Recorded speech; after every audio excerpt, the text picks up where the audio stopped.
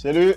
Ce qu'on va faire aujourd'hui, on va aller rendre visite à une de mes clientes qui se trouve être ivoirienne, qui est actuellement à Abidjan. Très beau parcours, elle a fait une acquisition avec nous, extrêmement lucrative. Beaucoup de réticence au début, mais on a réussi à l'aider à dépasser ses propres peurs et aujourd'hui elle est propriétaire.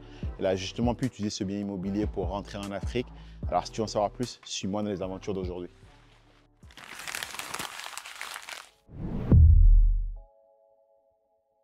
Pour des raisons de confidentialité, on ne vous montrera pas son visage. Elle est quelqu'un d'assez discret, puis elle a quand même à la tête d'un patrimoine assez conséquent ici en Côte d'Ivoire, donc elle veut rester discrète, mais elle a quand même accepté de passer un peu de temps avec nous dans ce vlog.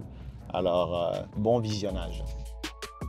Du coup, l'histoire de est assez intéressante parce que mère monoparentale, vivant dans le West Island, et elle voulait investir en immobilier parce que quelque part, elle avait un peu cette fatigue mentale de son boulot. Elle aimait bien son boulot, mais elle avait justement ce côté un peu entrepreneurial qu'elle voulait lancer. Elle ne le faisait pas forcément parce que non seulement elle avait besoin de son emploi pour vivre, premièrement, et deuxièmement aussi, elle avait besoin de stabilité dans sa vie. Et c'est quelqu'un qui a vraiment peur un peu de tout ce qui est crédit, tout ce qui est levier. Et donc, quand elle est venue dans nos programmes, quand elle a rencontré mon équipe, elle a expliqué un peu son projet. Elle avait pour projet de rentrer à Abidjan. Elle voulait rentrer en Afrique. Et elle avait aussi pour projet de partir sa propre entreprise dans les cosmétiques.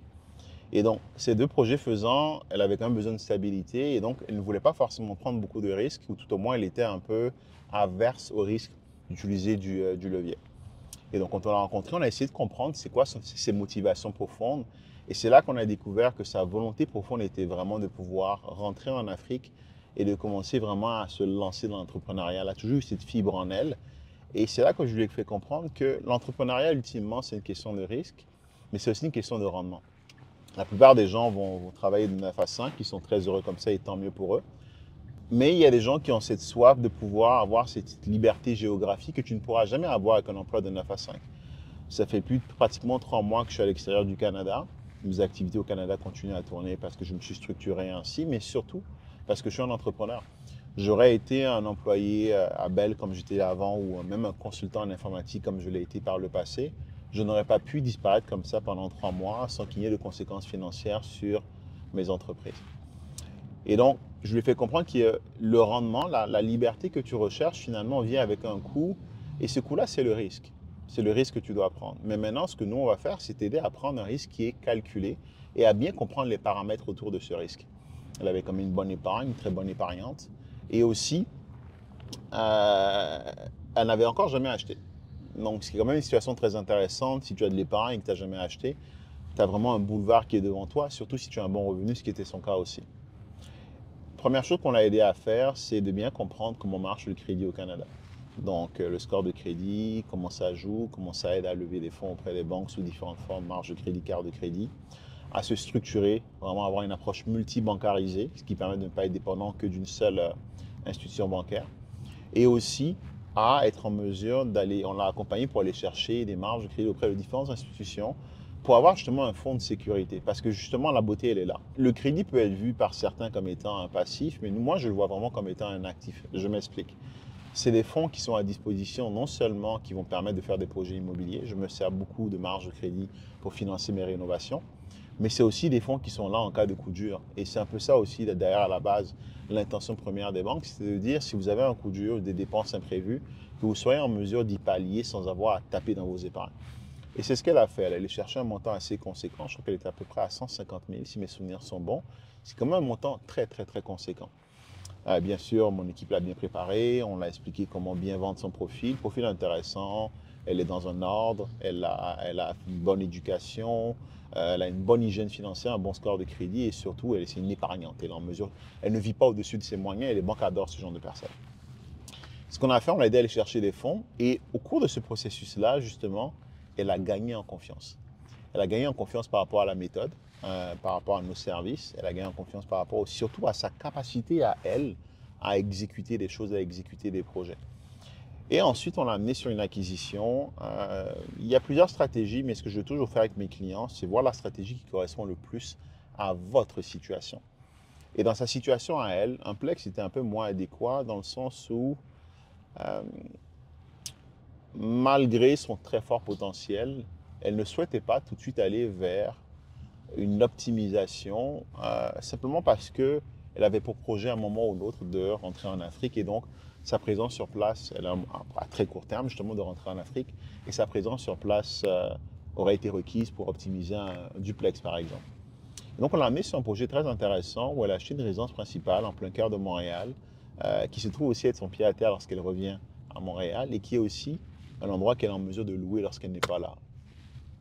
Ce qui est intéressant dans ce qu'elle a acheté comme une unité, c'est une unité qu'elle loue en location court terme quand elle n'est pas au Canada. Et quand elle revient, elle est en mesure d'y habiter. Et ça, c'est winner parce que du coup, elle a réussi à sécuriser tous ses permis. Elle roule aujourd'hui son unité en court terme qui est très lucrative. Pour ceux qui connaissent un peu la location courte durée, on parle de entre x3 et x4 le revenu régulier que tu pourrais avoir si tu louais à l'année. Donc, si par exemple, ton studio, tu le louais à 1200 $, bah, ce même studio, tu pourrais aller chercher jusqu'à 4000 voire 5000 certains mois en le louant en courte durée. Donc, non seulement ce move lui a permis d'être un peu moins dépendant de son emploi, lui a permis d'avoir la tranquillité d'esprit de partir en Afrique en sachant qu'il y a des revenus qui continuent d'entrer, mais aussi de savoir qu'il y a un patrimoine qu'elle est en train de laisser à son fils au Canada.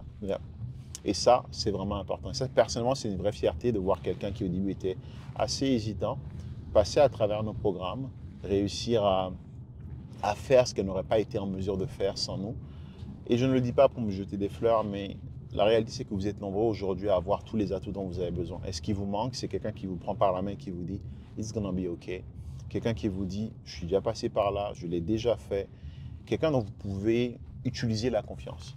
Right? Et aussi utiliser l'expertise et bien sûr s'en servir pour mieux gérer les challenges qu'il pourrait y avoir tout au long du trajet.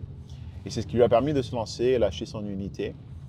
Ce qui est d'ailleurs cool en plus, c'est qu'en plus d'avoir lancé son unité, aujourd'hui, elle s'est lancée en entreprise, elle a une marque de cosmétiques et en plus, elle se charge aujourd'hui de faire de la mise en place de location courte durée pour d'autres personnes, notamment à travers le staging et aussi la gestion. Très belle histoire, très belle success story, personnellement très content. Et en plus, c'est quelqu'un qui a plein de projets en Côte d'Ivoire aussi, parce qu'elle a aussi lancé des locations courte durée en Côte d'Ivoire. Comme quoi, vous êtes juste à un bâtiment près de changer votre vie, à une décision près de changer votre vie. Si cette histoire vous parle, si vous reconnaissez en elle, alors ce que je vous propose de faire, cliquez sur le lien dans la description, prenez rendez-vous avec un membre de mon équipe.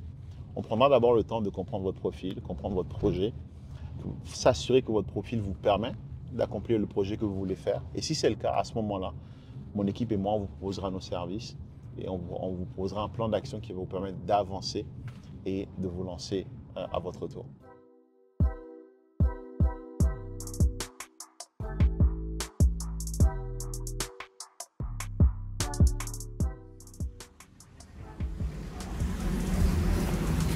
Là, on vient d'arriver au restaurant, on va aller manger avec la cliente. On va essayer d'être discret. À tout de suite.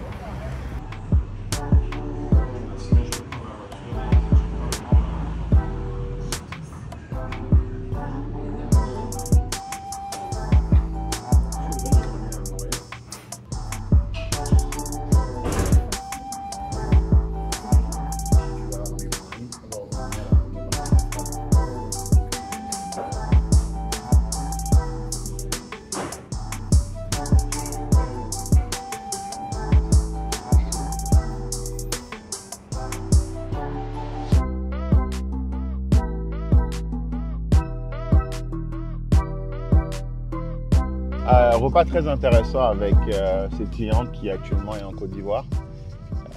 On a beaucoup parlé des différences entre le marché canadien et le marché ivoirien.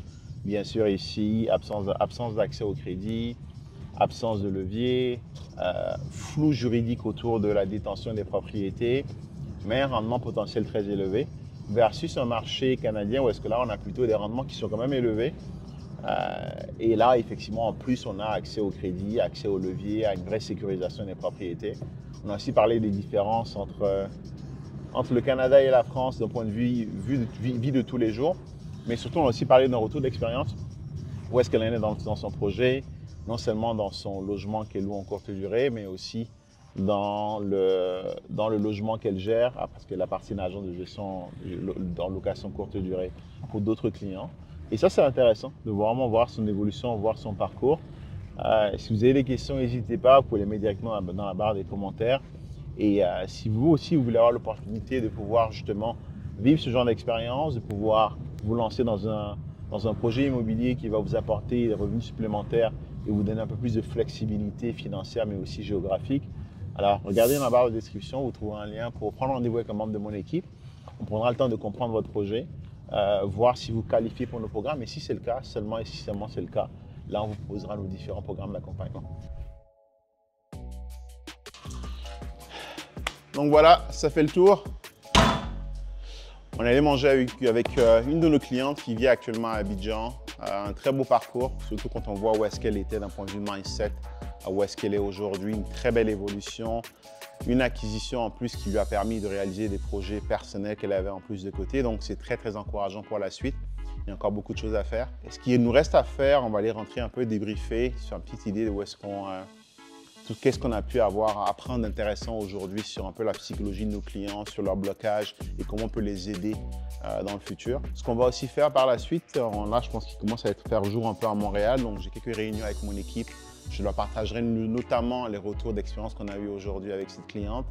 On va aussi parler des projets qui sont en cours, donc des événements qui arrivent dont je vous parlerai très bientôt sur cette chaîne. Et ensuite, ce qu'on va faire, on a quelques rencontres avec des clients qui sont en cours d'acquisition, parler un peu de stratégie, revoir certains biens qui sont en cours de négociation et faire avancer leurs projets. C'est ça le quotidien. Rencontrer des gens, nouer des relations, développer des partenariats, faire avancer les clients et surtout nous permettre d'aller accumuler du patrimoine parce qu'on va se le dire, la retraite est beaucoup plus agréable quand on a du patrimoine. Donc là, on y va. Puis je vous dis à la prochaine pour un prochain épisode. Si vous avez aimé cette vidéo, pensez à la liker, abonnez-vous à la chaîne, mettez-moi en commentaire qu'est-ce que vous aimeriez voir comme contenu dans nos prochaines vidéos. Et on se dit à une prochaine, sous d'autres cieux, peut-être, qui sait. Salut!